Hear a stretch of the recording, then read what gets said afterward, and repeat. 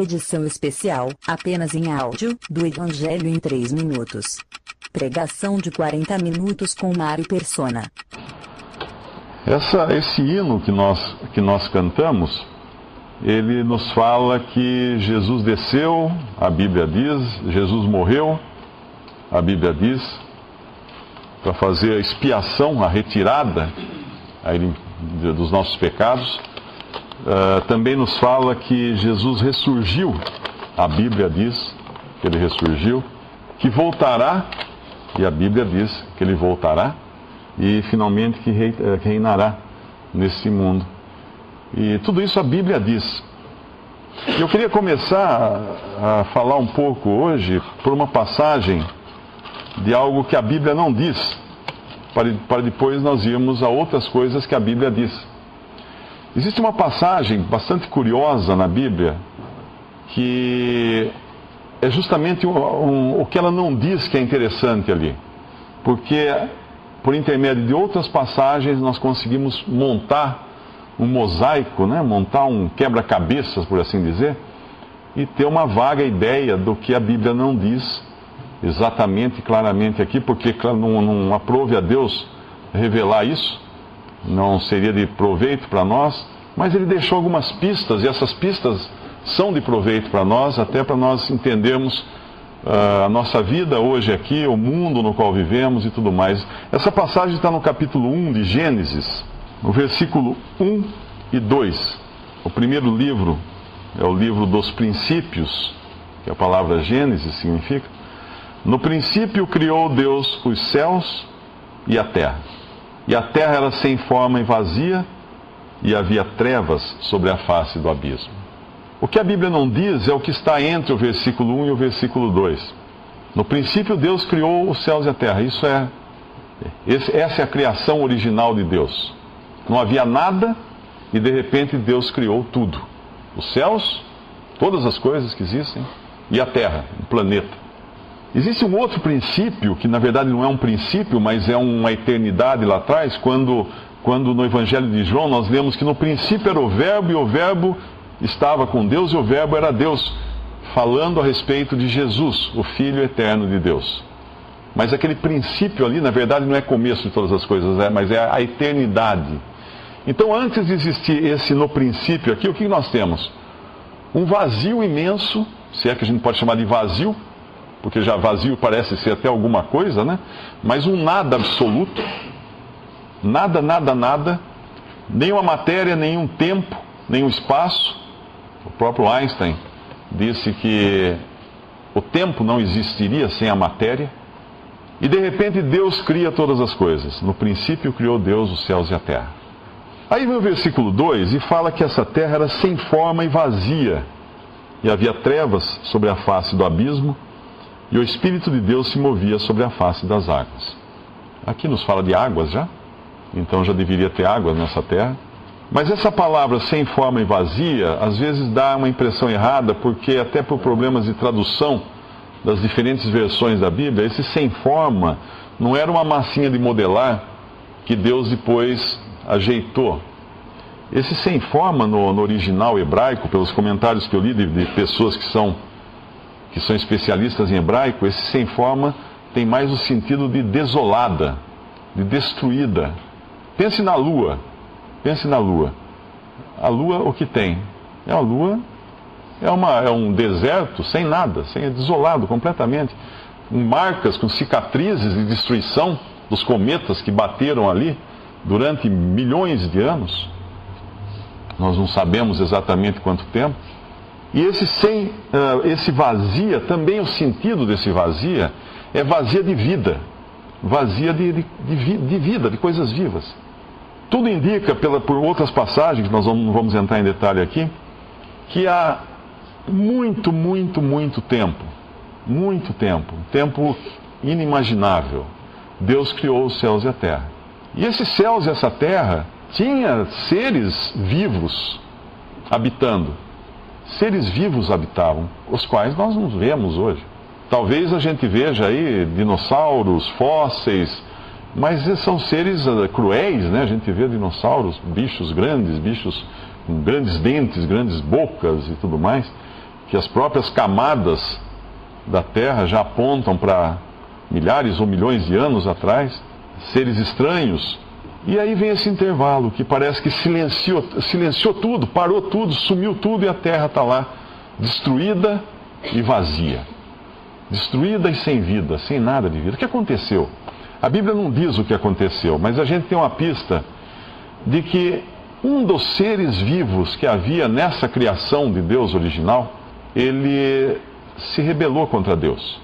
Esse ser que a Bíblia chama de anjo agora, um ser celestial, criado para as esferas celestiais, se rebelou contra Deus, o orgulho subiu no seu coração e ele quis ser igual a Deus.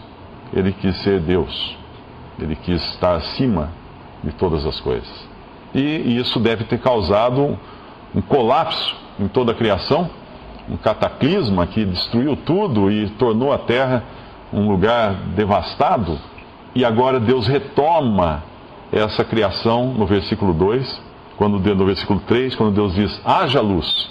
Na verdade, ele não cria a luz já existia, por isso que ele fala, haja luz. Venha a luz, se apresente luz. Seria mais ou menos esse sentido. Apresente-se luz. E aí começa a haver a separação do dia e da noite, todo um processo que, na verdade, é como se fosse uma restauração de todo esse planeta e das coisas do céu, para que ele se tornasse habitável novamente, para que esse planeta Terra se tornasse habitável. Isso, obviamente, não deixa dúvidas quanto às várias teorias que existem aí, dos fósseis e coisas. Realmente, eles estão lá enterrados no chão, há várias camadas, vários estratos abaixo dessa camada, e eles existiram. Mas nessa nova criação agora, que Deus vai restaurando essa terra, inclusive a maneira, as palavras usadas no original, em alguns momentos aqui, quando Deus fala de criar, no versículo em que ele cria os grandes animais, ele realmente fala de criação, de criar, que é o versículo 21, né? Criou as grandes baleias, ou os grandes seres do mar, e todo réptil. Esse criou realmente é um criar do nada, porque na verdade ele está criando vida, e vida não existia vida aqui, ele cria a vida. Mas quando ele vai falar do homem, além de Deus criar a vida do homem, do nada, mas ele também molda o homem a partir da terra. Deus pega o próprio material desse mundo e transforma aquilo num homem e sopra vida nesse homem. Então é toda uma criação que é um misto agora de criar do nada, quando fala de vida, e também criar a partir das coisas que já existiam, da terra, da água e das coisas que já existiam. Só que daquela outra era, sobrou alguma coisa. E esse alguma coisa que sobrou são os seres que ainda existiam naquela época, que eram seres imortais, que Deus havia criado para não morrer mais, para viver para sempre, que são os anjos. E nessa nova criação nós vamos ter agora dois tipos de anjos. Os anjos que continuaram fiéis a Deus e os anjos que se rebelaram contra Deus. E eles estão aí. Esta sala provavelmente está cheio deles. Talvez tenha mais anjos nessa sala do que pessoas, do que seres humanos. Por que eu digo isso? Porque apenas num homem possesso de espíritos imundos, nos evangelhos, um gadareno, que era um homem da região de Gadara, dizia que ele tinha uma legião de anjos ou de espíritos habitando nele. Eu não sei quanto é uma legião, não sei se alguém lembra aqui, é o número... 2.000 soldados seria, né, em termos de legiões romanas. Então, se há tantos anjos para se gastar 2.000 para apenas importunar um homem, um ser humano, quantos mais existem por aí? Bilhões, nós não sabemos o número, mas muitos. E o líder deles, a Bíblia chama de Satanás. Um dia eu recebi um e-mail de uma pessoa falando assim: vocês só falam em diabo, vocês cristãos só falam em demônio, Jesus sempre falou em amor, Jesus não ficava falando em demônio. Aí eu peguei eu tenho uma Bíblia eletrônica, curiosidade, eu fiz uma busca. E a pessoa que mais fala em demônios é o Senhor Jesus. A parte da Bíblia que mais fala em demônios são os 4 evangelhos. Então realmente estão aí e são remanescentes daquela época. Mas o que eles têm a ver conosco hoje? Em que nos tocam esses anjos? Quando Jesus foi tentado logo depois dele entrar nesse mundo, e é importante entender que o Senhor Jesus não é um ser humano comum, que nasceu como nós, de pai e mãe, que foi criado na concepção como nós fomos. Nós não existíamos antes, nós fomos criados quando nós fomos concebidos. Ele não. Por ele ser Deus, ele desceu da glória do céu, ele é o Filho de Deus, e veio a esse mundo e foi concebido na forma humana pelo Espírito Santo, usando Maria como receptáculo dessa concepção. Não teve um pai, ser humano, envolvido nisso. Por que isso? Porque ele não podia ter o pecado. Primeiro, por ser Deus. Deus jamais poderia ter qualquer coisa a ver com pecado. E outra, porque ele veio ao mundo para ser um sacrifício pelo pecado, para pagar a dívida que o pecador devia para Deus. Então não podia ser alguém com pecado, senão tinha que pagar a sua própria dívida, e isso já seria impossível. Então alguém sem pecado. Então esse ser santo veio ao mundo, nasceu aqui como uma criança, todo mundo conhece a história, e quando ele começa o seu ministério, por volta dos 30 anos, seu ministério público, ele é levado pelo Espírito Santo para um deserto, e fica lá 40 dias em jejum, sem comer nada, e aí o diabo vem tentá-lo. E quando o diabo vem tentá-lo, no capítulo 4 de Mateus, ele fala algumas coisas que são dignas de nota aqui. No capítulo 4 de Mateus, no versículo 8, novamente transportou o diabo a um monte muito alto, e mostrou-lhe todos os reinos do mundo e a glória deles. E disse-lhe: tudo isto te darei, se prostrado me adorares. Tudo isso te darei, se prostrado me adorares. Num outro evangelho, ele acrescenta uma informação a mais que nós não temos aqui. No evangelho de Lucas, ele diz assim: disse-lhe o diabo: dar-te-ei a ti todo esse poder e a sua glória dos reinos do mundo, porque a mim me foi entregue, e dou a quem quero.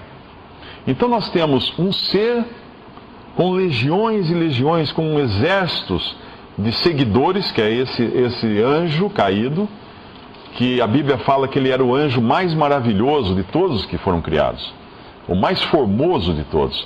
E ele tem todo esse exército enorme a serviço dele, e ele também tem toda a glória e todos os reinos desse mundo nas suas mãos.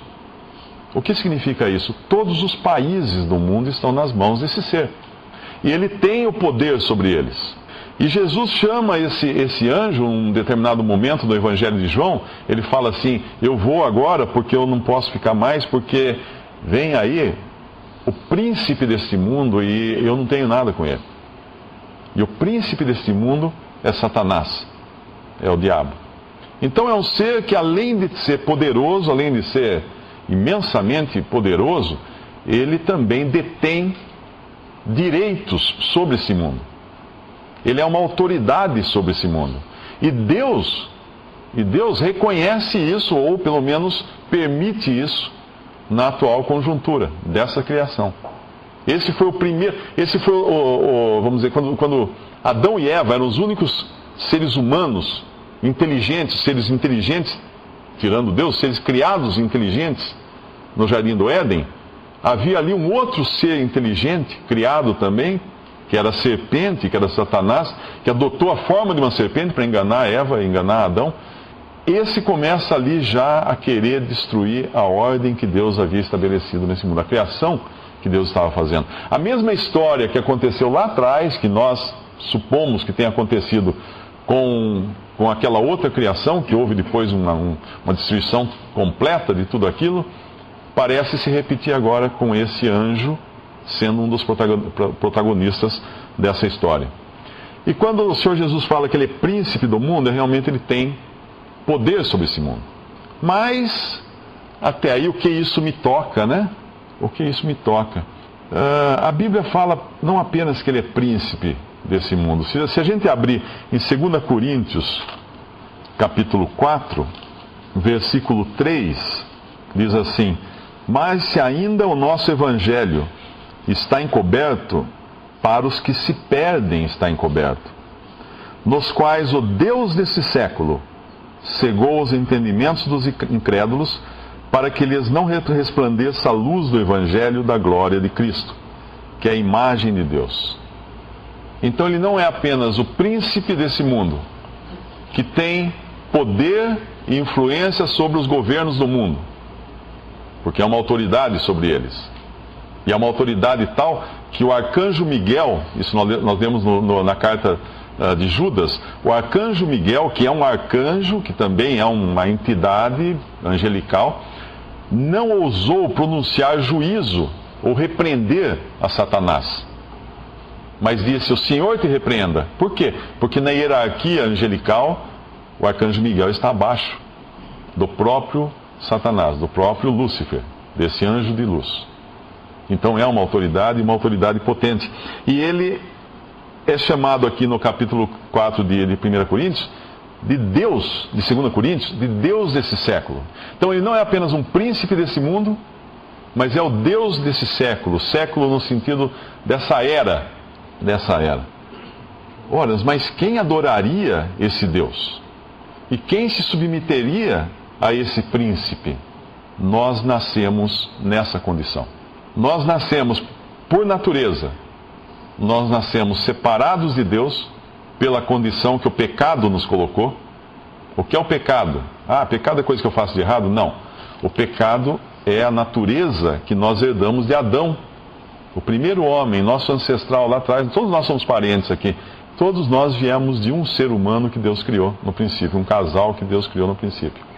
E esse casal quis repetir a mesma dose que Lúcifer, ou o diabo, quis fazer antes. Ou seja, ele quis ser igual a Deus, quis ser supremo sobre todas as coisas. E esse casal também, porque o próprio Satanás falou assim: se vocês fizerem isso que Deus falou para não fazer, vocês serão como Deus, conhecedores do bem e do mal. Você como Deus? Eu posso ser dono do meu nariz, não preciso mais adorar a Deus, mas ser dono. E isso foi a queda. Deus havia mandado que eles não comessem, uma ordem simples: não comam de um determinado fruto, de uma determinada árvore, no jardim do Éden. Só isso era a ordem. E eles foram justamente lá, e foram comer justamente o fruto que Deus falou para não comer. Então a desobediência desse primeiro casal transformou o ser humano num ser caído e arruinado. E com essa ruína do ser humano veio também a ruína sobre toda a criação de Deus, que era maravilhosa no princípio, com tudo em ordem e harmonia. E o homem e a mulher foram expulsos do jardim do Éden e a criação entrou em colapso. Hoje nós temos animais doentes, temos doenças, temos morte, temos terremotos, temos furacões, temos epidemias, tudo que você imaginar originado lá daquela queda. Porque Deus antes sustentava tudo para que não acontecesse isso.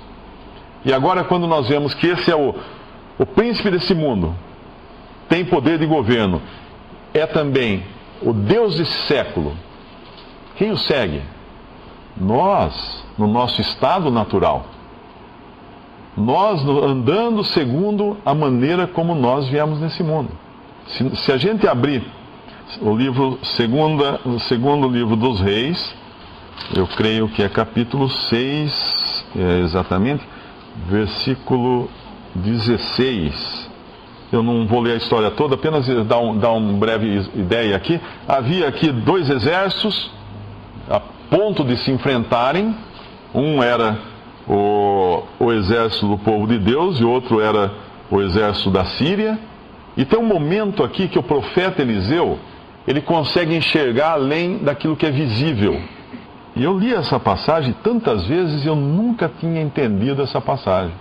É interessante a Bíblia, a gente lê. Outro dia eu li uma passagem também no Novo Testamento, essa semana eu li uma passagem que eu nunca tinha visto um detalhe nela. E é assim todos os dias, por isso que é importante nós lermos a Bíblia todos os dias, porque nós vamos sempre descobrir será que puseram aqui depois que eu li ontem, né? Ontem não estava aqui, hoje está. Então são coisinhas que estão lá e a gente às vezes não percebe. No versículo 14, então enviou para lá cavalos e carros e um grande exército, os quais vieram de noite e cercaram a cidade. Estavam a ponto de atacar a cidade. E o moço do homem de Deus, esse homem de Deus aqui é Eliseu, o profeta, levantou muito cedo e saiu, e eis que um exército tinha cercado a cidade com cavalos e carros. Então o seu moço lhe disse: ai, meu senhor, que faremos? E aí Eliseu, então, enxergando o que era invisível, ele disse: não temas, porque mais são os que estão conosco do que os que estão com eles. E orou Eliseu e disse: Senhor, peço-te que lhe abras os olhos para que veja. E o Senhor abriu os olhos do moço e viu, e eis que o monte estava cheio de cavalos e carros de fogo em redor de Eliseu. Quem eram esses carros e cavalos de fogo? Anjos. O que eu nunca tinha percebido nessa passagem é que do outro lado também estava cheio de carros e cavalos de fogo. Anjos também. Por isso que ele fala, são mais os que estão conosco do que os que estão com eles. E eu sempre via os que estão conosco aqui, desses que ele fala que estava vendo, mas do outro lado tinha um exército menor, com menos anjos, provavelmente, né? Mas também, então tinha, veja que interessante isso. Havia uma batalha na terra. O povo de Deus estava a ponto de ser atacado por um povo inimigo. E ao mesmo tempo havia, num outro nível, uma outra batalha. 2 exércitos aqui a ponto de se enfrentarem e 2 exércitos aqui a ponto de se enfrentarem. Mas no mundo invisível. Agora pense que essas 2 esferas continuam existindo. E nesse momento nós estamos nessa aqui de baixo. E tem outra aqui em cima. Então nós vivemos num mundo que tem 2 esferas. Uma, a esfera material, e outra, a esfera espiritual. Que é invisível aos nossos olhos, mas ela existe. Ela existe. E qual o poder que tem essa esfera espiritual sobre nós? Efésios, capítulo 2, a carta de Paulo aos Efésios, capítulo 2. Agora nós vamos ver uma outra situação em que Paulo está escrevendo para pessoas que haviam se convertido a Cristo. Pessoas que um dia eram incrédulos ou acreditavam em diferentes deuses, diferentes ideias, diferentes filosofias, e agora eles se converteram a Jesus. Eles haviam crido em Jesus, eles haviam reconhecido que eram pecadores, que estavam destinados ao juízo de Deus, ao fogo eterno, porém que Deus havia providenciado uma salvação para eles na pessoa de Cristo.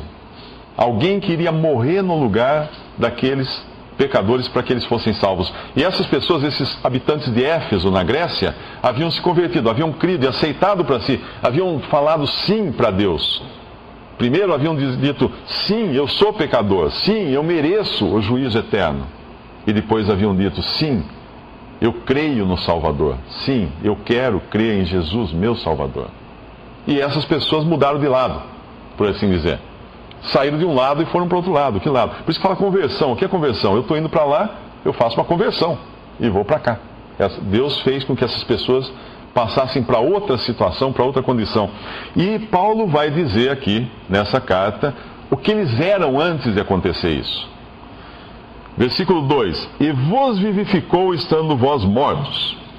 Bom, então eles estavam mortos espiritualmente e agora eles estavam vivos espiritualmente. Eles haviam nascido de novo, eles haviam nascido de Deus, eles tinham recebido vida vinda do alto, de Deus. Eu pergunto a você, de que lado você está? Se Paulo escrevesse essa carta para você, quem seria você aqui? Os que estão mortos em ofensas e pecados ou os que estão vivificados? Não é possível estar nas 2 condições ao mesmo tempo. E não é possível estar na segunda condição, vivificado, se você ainda não tomou uma decisão de crer em Jesus como seu Salvador. Não é uma decisão do tipo assim, tá bom. Não, não é isso. Porque veja que ele fala aqui, mortos em delitos e pecados. Delitos e pecados. O delito e o pecado é uma ofensa grave contra Deus. Será que eu realmente já me senti um pecador? Será que em algum momento da minha vida eu senti o peso dos meus pecados? Eu senti que eu vou afundar com eles? Quem já teve cãibra aqui? Dentro de uma piscina? Ou no mar? É péssimo. É péssimo. A sua perna de repente encolhe e você quer nadar e a perna não faz nada. Ela encolheu, ficou dura e não vai, e você quer aquilo começa, parece que ela puxa. Ela não está puxando você, é que você perdeu. Mas parece que ela puxa, a dor é tanta que você começa a afundar ao invés de ir para cima. E aí você, se for feliz, né, já aconteceu comigo, põe o outro pé bom no fundo da piscina e dá o impulso e chega lá em cima. Uau! Consegui sair do fundo da água. Mas o que era isso? Alguma coisa invisível estava puxando você para baixo. Isso é o pecado. Isso é uma figura do pecado. O pecado nos arrastará à condenação eterna. O pecado nos arrasta à condenação eterna. E Deus sabe que nós somos pecadores, por natureza. Mas aqui eles tinham sido vivificados, eles tinham vida agora. Não estavam mais mortos espiritualmente, tinham vida. E uma pessoa viva sente o poder e o peso do seu pecado, e então ela se entrega a Jesus e crê em Jesus como seu Salvador. Mas não só isso.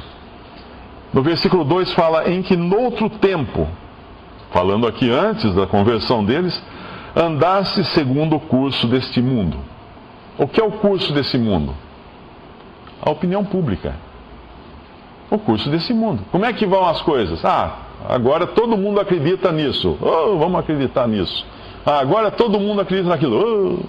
Quem já viu alguma coisa seguindo um curso, ele vai para onde quiser. Eu me lembro uma vez, eu às vezes começo a falar de Alto Paraíso aqui, tem gente que até brinca e dá risada, que lá vem o Mário de novo contar as histórias de Alto Paraíso. Mas eu estava uma vez numa serra, lá em Alto Paraíso, com minha Kombi, e levando uma pessoa doente para o hospital, e era uma descida, tinha uma serra muito grande, alguns que foram lá me visitar conhecem o lugar, tinha uma serra muito cheia de curvas para lá e para cá, e eu tinha colocado até alguns sacos de cimento no fundo da Kombi atrás, para poder fazer lastro, e ela não tombar, porque tinha que correr muito, e uma pessoa com problema grave no fígado, acabou falecendo depois, quando no hospital, ficou alguns dias lá e faleceu em Brasília. Mas aí eu pus um monte de saco de cimento, um colchão em cima e correndo. Mas a hora que eu cheguei nessa serra, que eu comecei a descer a serra, em alta velocidade, numa estrada de terra, sem pavimentação, sem guardrail, sem nada, sem proteção nenhuma dos lados, só despenhadeiro, e eu fui fazendo aquelas coisas, de repente tinha uma canaleta formada pela chuva, já seca, né? No meio da estrada, aquele canal, aquela depressão, que devia ser onde a enxurrada corria. Eu nunca passei um apuro tão grande na minha vida, porque caiu a roda da frente da Kombi, naquela canaleta, e eu não tinha mais direção. Eu ia onde a canaleta me levava, porque eu pisava no freio, escorrega, aquilo é terra, né? Terra solta, escorregava. Então a Kombi ia para lá, ia para cá, e eu passava na beirada do abismo e voltava, ia para o meio. Aí quando eu vi onde acabava a canaleta lá na frente, daí eu peguei e dei um tranco. Falei, eu vou capotar, mas eu pelo menos não caio lá no despenhadeiro. E deu um tranco, a Kombi deu um pulo e eu saí da canaleta. Agora eu pergunto, esse é o curso no qual as pessoas estão e não percebem. O curso desse mundo, que leva você para cá, leva você para lá, leva para lá, e o que tem no final desse curso? O juízo eterno, o despenhadeiro eterno, onde há fogo, onde há ranger de dentes e onde há solidão. Todo mundo pensa, o juízo, o lago de fogo deve ser um lugar cheio de gente, né? Todo mundo lá gritando, chorando, um vendo o outro. Não, nada disso. Trevas, absolutamente trevas. Não tem saída e não tem ninguém ao seu lado. Você fica sozinho por toda a eternidade, curtindo ali o que você tiver na cabeça, que tiver levado para lá. E o seu ódio contra Deus. Não porque Deus o lançou lá, você sabe porque está lá. Mas porque você sempre foi contrário a querer a Deus, a buscar a Deus. Quando o Senhor Jesus fala de uma história de um homem rico e de Lázaro, que era um homem pobre e mendigo e doente, que ficava à porta do homem rico, ele conta que os dois faleceram, os dois morreram, e Lázaro foi para a presença de Deus, e o rico foi lançado no Hades, que é o lugar de morte, que é um lugar intermediário, onde estão os mortos agora, aguardando o dia do juízo final. Ali diz que o rico no Hades sentiu sede, ele falou, estou aflito aqui, essa chama aqui me aflige. Ele não fala assim, me tire daqui, Deus. Não, ele fala assim, manda Lázaro aqui. para trazer água para mim. Ele não quer sair dali. Porque sair dali significa ir para a presença de Deus. Ele não quer. O ser humano não quer a Deus. Porque em Romanos fala assim, não há quem busque a Deus, não há nenhum sequer. Todos extraviaram, todos se fizeram inúteis. Não há um que busque a Deus. Eu pergunto, qual de vocês aqui, qual de mim aqui, buscou a Deus há um dia? Ninguém. Foi preciso Deus nos falar com força através do Evangelho para nos apresentar a Cristo, para que crescêssemos no Salvador, para que sentíssemos o peso do nosso pecado, para que vida fosse injetada em nós e nós nos sentíssemos realmente pecadores e perdidos e crescêssemos em Jesus. E aqui fala, se andasse segundo o curso desse mundo, a roda da sua Kombi está onde? Ela vai levar você para a ruína total. Ela vai levar você. Ela vai levar para cá, levar para lá. Tem hora que você sente seguro, estou no meio da estrada, olha que maravilha. Não precisa nem dirigir mais, sem as mãos. Solta as mãos da direção, ela está me levando, ó. Não precisa nem dirigir aqui, parece um autorama aqui, estou no meio da estrada. E de repente ela vira e leva você para onde você não quer ir. O curso desse mundo. E aí vem mais, na continuação do versículo 2. Segundo, no outro tempo andasses, falando das pessoas que se converteram já, andasses segundo o príncipe das potestades do ar. O que é príncipe? Príncipe é esse Satanás, esse Lúcifer, esse anjo de luz, dos poderes do ar. Lembra o que eu falei? Dos exércitos, ou das pessoas, dos seres humanos aqui nesse nível, e num nível acima, seres angelicais, poderes do ar. Obviamente ele é príncipe apenas dos poderes do ar, que se rebelaram junto com ele. O Espírito que agora opera nos filhos da desobediência. O que é isso? Esse príncipe, ele influencia aqueles que ainda são desobedientes a Deus. Então uma pessoa que ainda não se converteu a Cristo, que ainda não creu no Salvador, que ainda não tem o perdão dos seus pecados, ela sem saber está sendo influenciada por esse homem, por esse anjo, por esse espírito da desobediência. Sem saber. Quem aqui já viu um marionete? Aquele bonequinho, ele está lá andando, mas ele pensa que é ele que está andando. Vamos dizer que o bonequinho pensasse alguma coisa, né? Mas tem uns cordõezinhos que vão na mão da pessoa que está operando. Vai para cá, vai para lá, leva para frente, leva para trás, faz a boca falar, faz tudo. Mas é alguém que está fazendo por ele. Essa é a situação de todo ser humano que vem ao mundo, sem exceção. Pelo menos é isso que diz a palavra de Deus. Entre os quais, e aí Paulo vai se incluir também, entre os quais todos nós também andávamos, nos desejos da nossa carne, fazendo a vontade da carne e dos pensamentos. E éramos o quê? Por natureza, filhos da ira, como os outros também. Você está nessa condição? Você está andando segundo os desejos da carne e dos pensamentos? Ou seja, você é dono do seu nariz?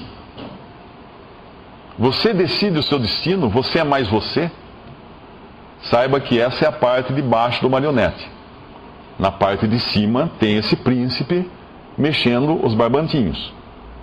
Então aqui tem você dançando e tem ele fazendo você dançar. Assim fui eu, até os 23 anos de idade, quando dei uma trombada com Deus, quando Deus me encontrou, quando uma pessoa me falou exatamente as coisas que eu estou falando para você nessa noite, o Evangelho da salvação. Eu estava enfiado em tudo que era filosofia oriental, achava que entendia de tudo, lia o Bhagavad Gita, fazia macrobiótica, queria flutuar no ar daqui a pouco, queria viver de prana, né, de alguma coisa assim. Mas Deus foi e deu uma trombada. Para aí, cara, onde você vai? Eu quero você. E Deus hoje quer você. Nós encontramos nos evangelhos o Senhor Jesus andando nesse mundo, e ele encontrava doentes, e ele sabia o que a pessoa tinha, antes da pessoa falar qualquer coisa. Ele encontrava cegos, ele sabia. Ele encontra um morto, ele manda o morto sair da sepultura.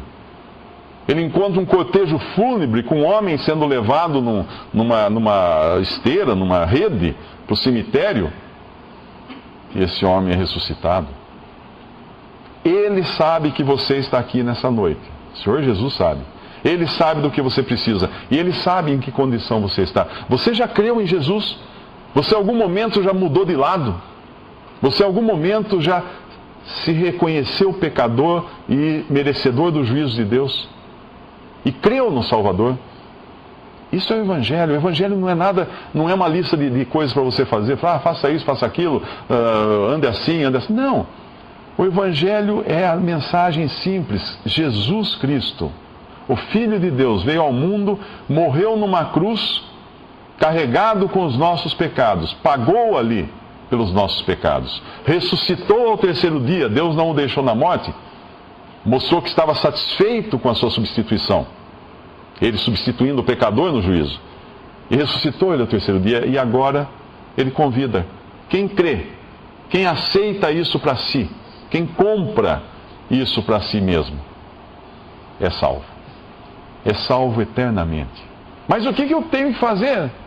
Ele fez. Ele fez. Agora você vai viver sob nova direção. Já viu aquelas placas de restaurante? Sob nova direção. Você comeu lá um dia, era uma porcaria a comida, horrível, uma droga de comida. Onde você vê a placa sob nova direção, você vai, porque mudou o dono, saiu o cozinheiro, trocou tudo, é outra coisa agora, completamente nova. Sob nova direção. Deus quer você sob nova direção, a direção dele agora.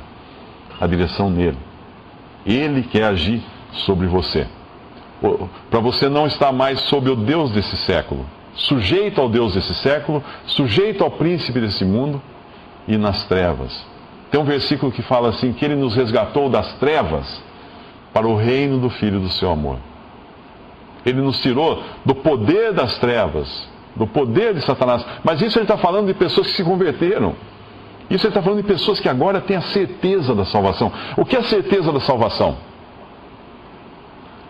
Se eu perguntar a você agora, digamos que todos nós, nesse momento, aconteça alguma coisa, cai um meteorito aqui, nós sabemos, você sabe que a Terra se você olhar para a Lua, né, ainda bem que nós temos um irmão maior, que é aquele planeta grandão, é Júpiter, né?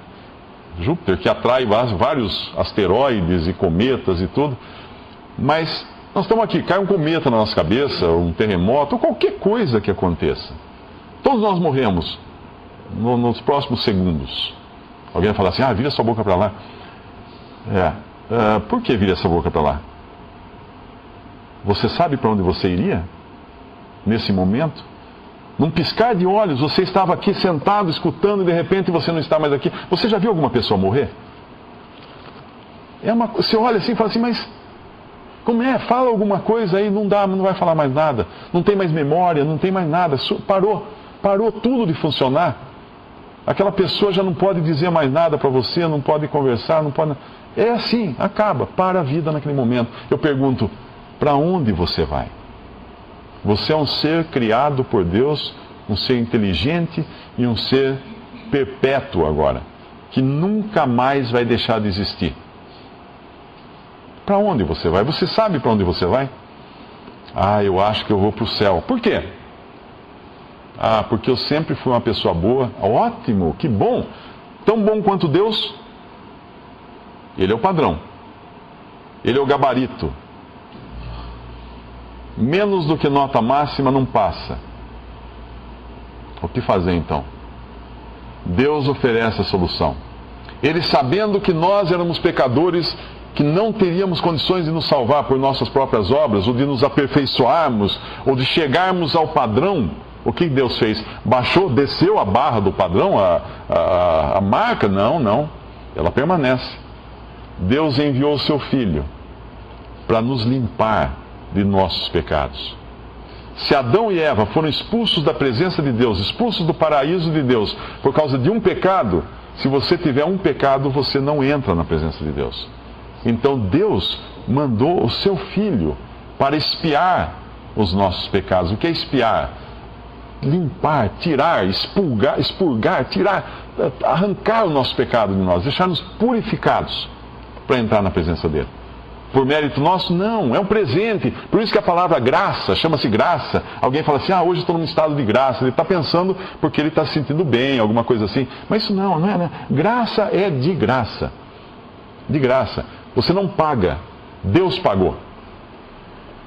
Alguém convida você para jantar, você não leva o sanduíche de mortadela. A pessoa que convidou você para jantar na casa dela já preparou, ela custeou tudo aquilo que está na mesa. Você não tem que pagar, você tem que só chegar e agradecer aquela pessoa por aquilo ali. Isso é o que Deus fez por nós na pessoa de Cristo. No Antigo Testamento, se você lê o Antigo Testamento, você fala assim, mas que absurdo, que coisa é isso? Tantos animais sendo mortos todos os dias, porque um israelita pecava, ia lá, levava o animal para o sacerdote, cortava a cabeça, derramava o sangue, o sacerdote pegava esse sangue, levava lá dentro do templo, queimava aquele animal. Mas o que é isso? Isso era uma figura daquilo que Deus iria fazer. Cordeiros inocentes morriam cada vez que um israelita culpado pecava. O que era essa figura? Um dia entra um homem nesse mundo, Jesus, e João Batista, quando o vê, fala assim, eis o Cordeiro de Deus que tira o pecado do mundo. Qualquer judeu ali que conhecesse a história de Israel, conhecesse as Sagradas Escrituras do Antigo Testamento, na mesma hora entenderia o que João Batista estaria falando. Ah, esse é o Cordeiro? Sacrificamos tantos cordeiros e agora esse é o Cordeiro. Esse é o derradeiro Cordeiro. Foi isso que Deus fez. Acabou, não tem mais sacrifício agora. Não precisa mais derramar sangue. Não precisa mais matar nenhum animal inocente para substituir o homem. Cristo na cruz recebeu ali o pecado do homem, os nossos pecados, e sobre ele Deus lançou o seu juízo, o seu castigo. Ele foi castigado. Eu uma vez me lembro que eu fui brincar na casa de um amigo, era criança, e o pai dele era muito severo. O pai dele batia muito nele, era estranho, assim, batia com tudo que tivesse na mão, era cinta, era vara, era o que tivesse. E nesse dia ele fez uma malcriação, e o pai estava atravessando o quintal com um fio elétrico, um rolo de fio que tinha uma tomada na ponta. E quando o pai o viu, falou, você fez aquilo, virou o fio assim, e soltou para acertar. Ele abaixou, pegou no meu rosto, a tomada, pá! Eu me senti um perfeito idiota. Eu me senti uma vítima injustamente sendo castigado. Eu não tinha feito nada, eu não morava naquela casa, eu não fiz malcriação nenhuma, eu apanhei. É péssimo você tomar o lugar de quem é culpado e você apanhar no lugar de quem foi culpado. Mas Cristo fez isso por você. Ele não tinha culpa nenhuma e ele levou ali na cruz os seus pecados de você, e recebeu o castigo de Deus, que você merecia. Esse meu colega, quando olhou para mim, deu no pé, porque agora ele não ia apanhar mais. Eu já tinha apanhado no lugar dele. Você não será julgado, você não será condenado se você simplesmente crer em Jesus como seu Salvador. Eu queria que cada um aqui voltasse para casa hoje com a certeza de onde irá.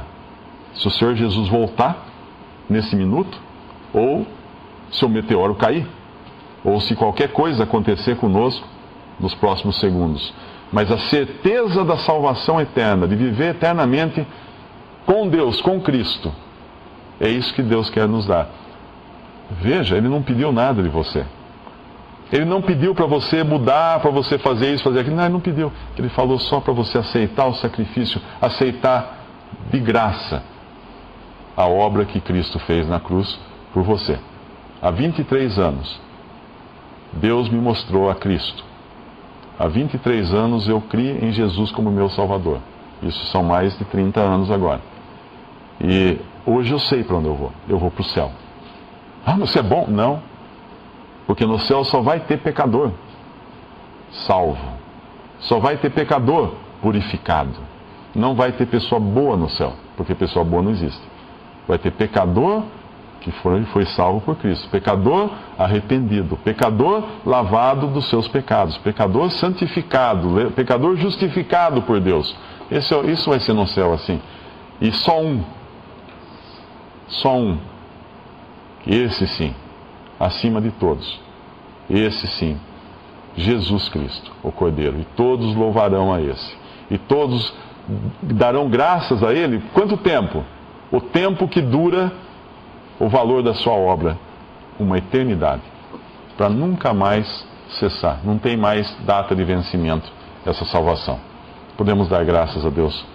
Nosso Deus e nosso Pai, que favor imenso, Pai, Tu nos deste, entregando o Teu próprio Filho para morrer por nós, Teus inimigos, servos de Satanás, servos do diabo, guiados por ele nesse mundo, andando aqui, vagando, tateando na escuridão, e ainda assim, Pai, Tu quiseste nos salvar.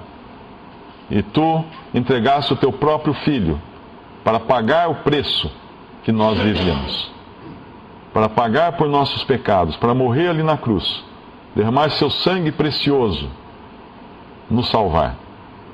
Pai, se alguém nesta sala ainda não tem a certeza dos seus pecados perdoados, a certeza do seu ingresso definitivo para o céu, para estar na presença de Cristo, Tu possas tocar essa alma neste momento, Pai. Tu possas libertar mais um da servidão de Satanás, mais um desse amo tão terrível, e levá-lo a esse Senhor tão amoroso, tão amável, que é Cristo. Pai, nós pedimos isso confiando no valor e no poder do sangue que Jesus derramou na cruz, e confiando no poder do Teu Espírito Santo que nos convence do pecado e da justiça. Pai, nós pedimos isso por cada um de nós aqui, por cada pessoa que ainda não tem essa salvação, e aqueles que já conhecem o Teu favor, que possam se regozijar na grande dádiva que receberam. Damos graças, Pai, no nome precioso de nosso Senhor e nosso Salvador Jesus. Amém. Amém.